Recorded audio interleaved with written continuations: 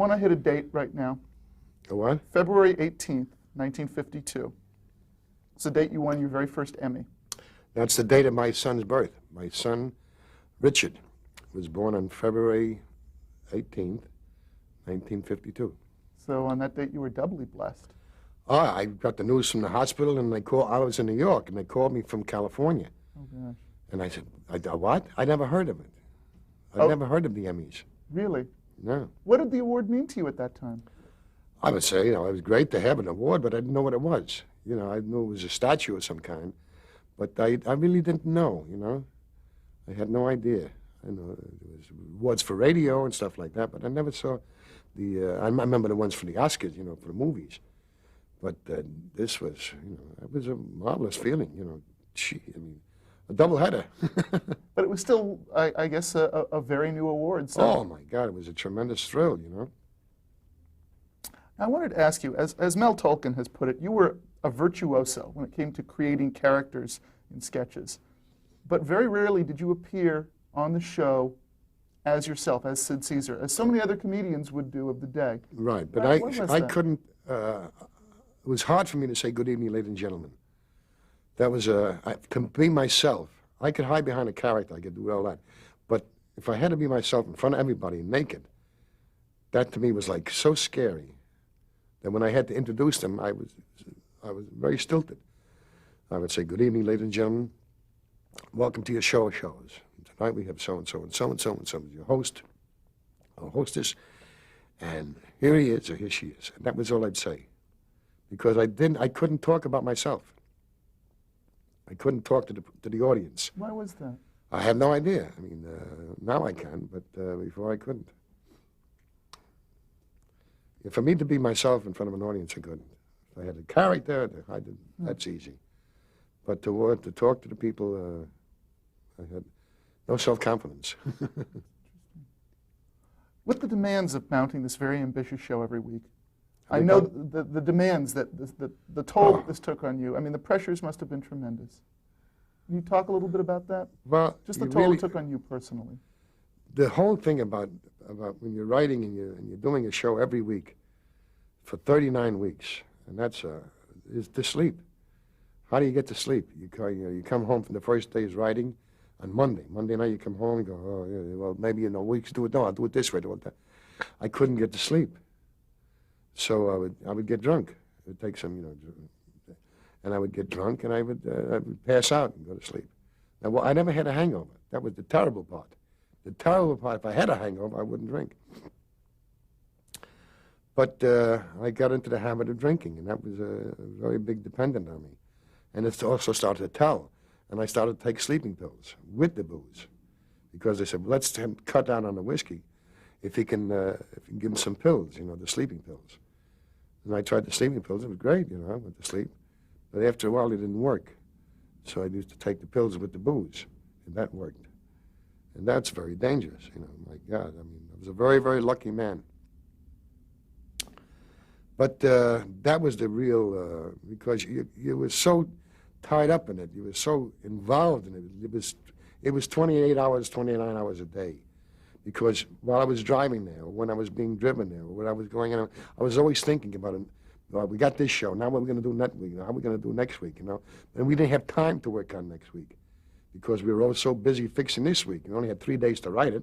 A day to put. Thursday we put it up on its feet. Wednesday the show was written. Thursday we put the show up on its feet for the first time and ran it through. And a lot of times when you're from the page to the stage, it doesn't work. So you got to rewrite, and you got to fix it, and you got to do this. And then Friday, you showed it to all the technicians. All the cameramen came in, all the sound people, the makeup people, all the costumers. They would all come in because you had to make up your mind on Wednesday because they started that stuff. And Friday, they would bring all the stuff together. They would bring if we had a prop to be tried, they'd bring the prop in, we'd work with it. We'd try it and see where, because a prop to work, it's handmade, So we'd try to see if it worked. And the pressure was tremendous. But there's also a tremendous camaraderie. If we couldn't get along, that's what I mean. The pressure was so great that if you weren't with people that you really enjoyed and loved and cared about, it would have been impossible. Well, everybody was so dedicated to the show, and was. certainly your dedication was legendary. However, I think there are some instances that maybe you can talk a bit about where your legendary passion, maybe temper, and certainly physical strength, you know, brought about. Well, yeah, I was a very big on lifting weights and being strong, because I don't know what else to do. But I was strong, and it was, and I could do things. I mean, to have the physical strength to go through this for 39 weeks, and to do it, and you know, I would lose 5-6 pounds in one show. Start a show, and in an hour and a half of sweat, and I mean, I would pour off. I would lose 5-6 pounds. For the actual show, for the 90 minutes? In 90 minutes, I would lose 5-6 pounds. And the wonderful part about it is that when it was over, we all got together and said, good or bad, we did it. You know, we got together and we put it over. And if it was good, great. If it wasn't good, hey, we'll try next week. And you learn every time, but you only learn through failure. You don't learn through success. You learn nothing from success. You learn how to be obnoxious, you learn how to be arrogant, you learn how to be boop-boop-a-doop. But you learn nothing. When you get a failure, then you say, whoops, wait a minute. What did I do wrong? What happened here? You learn what not to do again. Are there any notable anecdotes from when tempers maybe got a little bit high? Well, there was one time, and we were changing theaters. We were going from the, what was it, it was the Hearst built the theater, the Colonial Theater, not the Colonial Theater. It was another theater, International Theater on 59th Street. Because we did it not from a studio, we did it from a theater, a regular legitimate theater. We had a balcony, we had, you know, and we went to this other theater. We went to the, we moved from that little theater, which was about 1,500 seats. We moved to the sister theater of Radio City, the Center Theater. Now, the Center Theater had 5,000 seats. 5,000. And I looked at the stage, which was enormous. I mean, you had to close it in, box it in. And I said, I'm going to do pantomimes here. You know, 5,000 seats, how are you going to do pantomimes? How are you going to do? Well, we'll have monitors all set up. And in the International, I had a screen about a little bigger than a little about 4 by 8, you know, or 4 by whatever it was. But it was a big screen. And I said, look, can we bring the big screen? Because I'm going to need the big screen, especially, or a bigger screen, in the Center Theater, which was a sister theater to the Radio City. And I said, Sid, we tried it, we can't. Well, we got all the technicians down. I said, we tried it. The throw is too long. We haven't got the, you know, we haven't got the power to throw it that far, you know. I said, geez, you sure you can't do it? Because I'm going to need it. I'm going to get crazy. I got to get a reaction if I can't. Well, let's try it. Well, it's a very expensive proposition. It'll cost $100,000. I said, put it in, I'll pay for it. So I embarrassed him.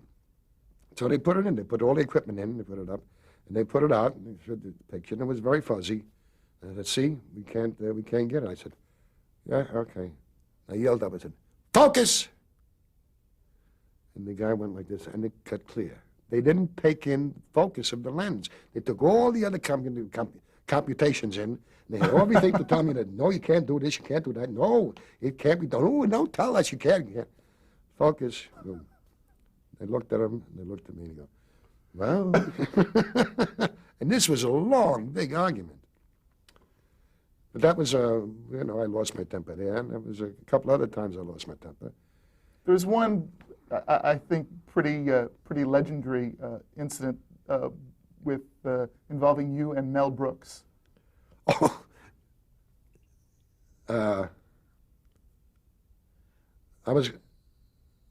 oh yeah, well, a couple incidents. There was one incident where I was going downtown after the show to see Zero Mostel at in the village gate, wherever it was. He was down in the village. I wanted to see him. So we went down there, and I had just gotten a brand new Cadillac. Now, a Cadillac, brand new, it was like, wow. A brand new Cadillac, it was like, oh my God. And I drove it down. They delivered me to the backstage door, and I drove it down to the village. And I parked the car, and it was a fire hydrant, so I parked away from the fire hydrant. And I'm walking across the street to go to to see Zero, and I hear, bang, and I look back, and there's a guy with his car. He's trying to push me back so he can have room for the fire hydrant. And he's hitting my car, pushing it back. So I walked over to him and I said, "Pardon me, sir. You understand? That's my car. I just got the car. It's a brand new car. Please, would you mind just take a walk?" I said, "You don't understand. My brother was there with me, Dave. Dave was like twice as big as me." And I looked at him, I said, "You don't understand. That's my car, and you're banging it. Take a walk. Get out of here." And he was sitting with his girlfriend, and there was another couple in the back. So I reached into the window, and I picked him up by his lapels, and he was holding onto the steering wheel. And I said, "Come with me. You remember being born? Because you're going to be born again. You're coming right through this window." And I did. I tore him through the window. And it was like, but my brother got me, "Sid, leave him alone. You'll come." So I said, "Okay." Then he took the car away.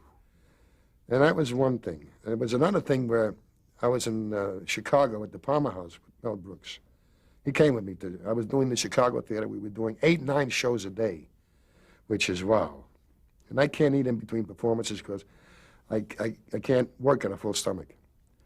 So now it's about 11 o'clock at night, and I get home to the hotel, and I sit down. I'm going to have dinner. I'm going to have nice, sitting down, I'm going to have a nice steak. And Mel says, "I want to go out." "What?" "I got to get out. I want to go out. Come on, let's go out." I said, "We just came from out. What are you talking about?" "I got to get out, Sid. I got to get out. No, come on, I can't stay. We're always on this side. We got to, come on, let's get out." I said, "I'm just sitting down at dinner. Want to go out?" "Okay, you want to go out?" Now we're on the 18th floor. And I pick him up, and I open the window, and I throw him up, and I put him out the window. I said, is that far enough? You want to go out a little more?" My brother again came and said, "Sid, you're crazy." And I put him back in. But there was a lot of times when I lost my temper. It was a release, actually, to lose the temper, because I was holding things in all the time, because there are millions of things that go wrong, and you can't say anything all the time, because if you pick, no good.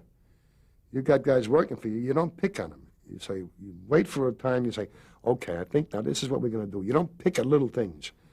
When it's all over, and then you take a look at the rehearsal, then you say, "This is what I don't like, and this is what I don't like." But you don't pick.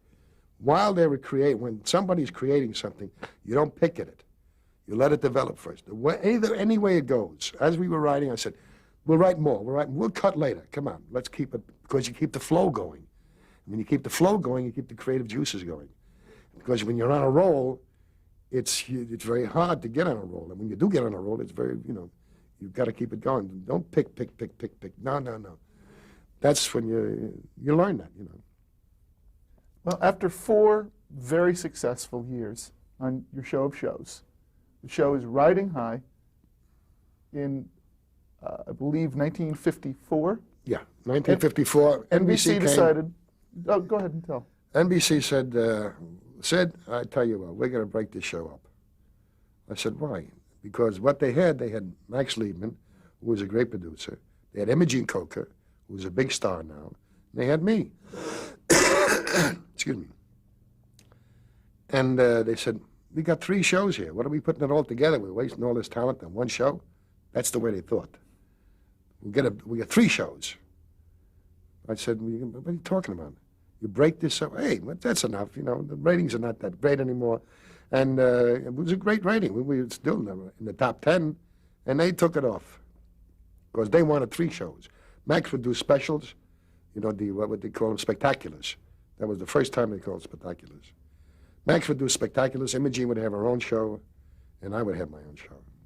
How did you feel about this decision? I said, it's got a winning combination. What are you breaking things up? What for?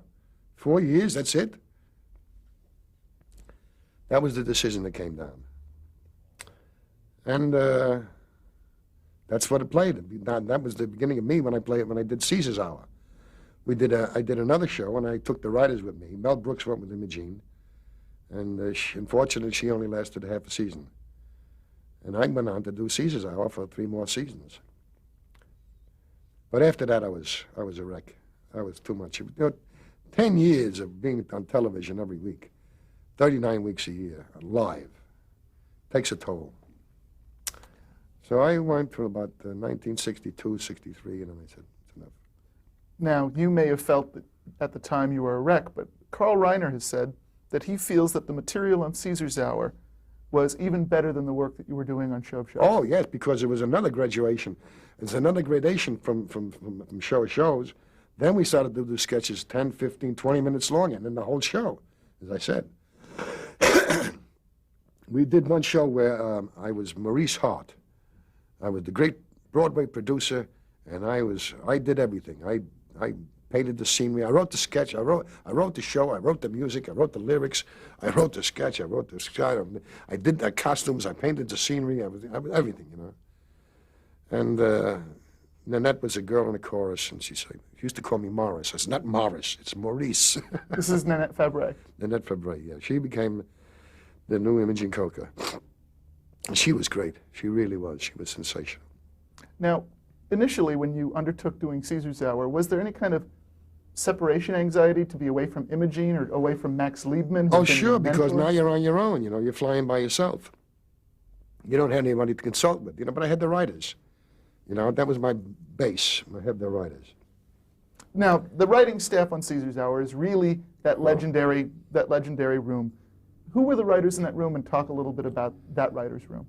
Well, in one room, there was Mel Tolkien, Lucille Carlin, Neil Simon, Carl Reiner, Mike Stewart, Larry Gelbart, and Woody Allen, and Soma Diamond. And they were all in the same room. And we all pitched, we all wrote together. If we had to do a musical, if we were going to do a satire musical, we'd send Mel and somebody else out to do the lyrics, and they would come in with a song. In about maybe an hour and a half, they would come in with a song. So this was a writing staff it's a dream team. It really is a dream team. The 27 Yankees of writers. That's right. And it's you can't explain it. It's something that happened, as I said before. It's a gathering of great minds, like in the Impressionistic period. You had all these great painters exchanging ideas. In like artist colonies. Right, and we were all exchanging ideas and feeding off each other, which was marvelous. You know, it was a college in work. Well, and the material that came out of that group, again, as we did on Show of Shows, I just want to touch on some of the classic pieces from Caesar's Hour. Where you had the Hickenloopers on Show of Shows, you did the Commuters on Caesar's Hour. Right. And some of the phenomenal Commuters pieces, I remember, particularly if you talk about the fur coat episode. Well, the fur coat, Nanette, is she walking on the street, you know, and she sees a fur coat in the window, and she looks at it and this, and then she goes in, how much is it? And it's $1,200. Well, no, it's reduced now down to $750, so and so and so. And I'll take it. So she takes the coat. Now I'm coming home from work. I go, hello, dear, and I come in and I sit down, you know, and hello, hi, sweetheart, how you doing? Oh, hello, darling, you know, sweetheart, mine. And she comes over and she gives me a kiss that's about almost 2 minutes long. And I keep looking, I go, while I'm kissing, I go, I don't know, what could this, I said, no, it's just a love kiss? That was a money kiss. And then she comes in, and she gives me dinner, she serves it to me, she eats it, she puts it, she almost chews it for me. And then she comes out, and the meal is over, she lights my cigar, and she comes out with the coat on, and says nothing. She has the coat on, I look at it, and then there's a close-up of me, and slowly I start to cry. And this was a great piece, because it just stood right there, and I would say for about a minute and a half. It just stood, and all of a sudden you see the tears come up, and they were rolling down on my face. And that was really a wonderful piece. And they didn't don't buy the coat because Carl and Howie with their wives will have to buy the coat. Yeah, and it was a marvelous piece of writing and performing. And the execution was, How did you dredge up those tears right there? Well, you have camphor. I was blowing camphor on the side, sure, Really? sure. Some of the And- other classic pieces, the haircuts with you and Carl and Oh, Howie. yeah. Well, we did a set. I saw 3 guys one time at the Copacabana. They had haircuts. I'm telling you, it was hair all over the place. And it started here. The haircut, they combed it back from the eyebrows. These are the early rock and roll singers. Yeah, early rock and roll. And we said, what's the wildest name we can get? The 3 haircuts, okay? And we sang one song. You are so rare to me, so very rare to me. You are so rare to me, 'cause you are rare. You are so rare. That was the whole thing. You are rare to me. And we had this, the special choreography, boom, boom, boom, boom, boom, boom. And then we did a show, it was, Aggravation Boulevard, which was a satire of Sunset Boulevard. And we did this thing about the guy who was a great, great silent movie star. And he's talking, and they're going to make a movie now. They're going to make a talkie, because talkies come in, we'll scrap this picture, and we'll make another, we'll make it in sound. Oh, you know what, you realize, and I haven't said a word this whole time. They said, you realize Rex Handsome was my name. Rex Handsome. You realize, Rex, what sound will mean to you when you'll hear the roar of cannons, you'll hear birds, you'll hear everything growing. And I say, at last, the world will hear my voice. They'll hear Rex Handsome talk. I'll talk. And that was the beginning of a sketch that went for about 40 minutes. That was quite a sketch. Another one of the classic pieces was the Pagliacci. Well, that was the satire. aria. That was we did a takeoff of we call it Galopacci, and we did the arias. But we did the arias. As I said before, I did the one aria. Io so mi. It's about the lover and this and that, and she's cheating on me, and I don't know it.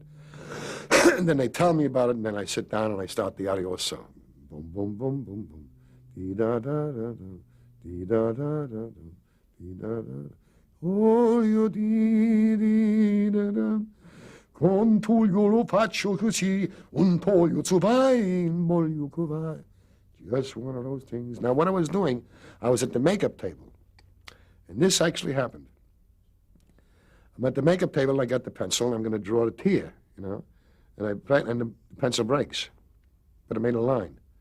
So I took the brush, the makeup brush, put some black, and I continued the line. Then I drew another line while I'm singing. Then I put another line across here, another line across here, and I started to play tic-tac-toe on my face from nowhere. I don't know why I did it. I just said, "That's it. I'll do it. What the hell? What could it cost?" Ad lib on the air. Right on the air. That's live, and I never did it in rehearsal. I never did it because when the pencil broke, it was like, what do I do? And I followed the line. I put another line, and that was just on the spur of the moment. But that was, the spark. It happens. One of the other great silent movie pieces that I remember was A Drunk There Was. Well, A Drunk There Was a tremendous piece. It was. I had a drinking problem. I had a drinking problem, and I wanted to do a drunk. I went to the. I used to get a lot of my material. I would go to the Modern Museum of Art and see the movies of all the movies of Wallace Beery, all the movies of Charlie Chaplin, all the movies. I saw, what was it? I can't remember the name of it. Stella Dallas. I saw the movie Stella Dallas, where her daughter becomes a big celebrity, an aristocrat. And this is what I did. I said, he comes in, and one time I said, and I came in from work, and I said, congratulations on your anniversary, my anniversary, your birthday, my birthday, the kids together. And we drank, and the boss comes in and he says, hey, let's have a little celebration. And he takes out a bottle of whiskey. And he goes, no. I said, no, I never drink. And I never drank. So he takes a little bit. Oh, one shot won't hurt. And then the card said, little did he know this was the shot heard around the world. And then I took the drink, and I said, okay, good. I never take one.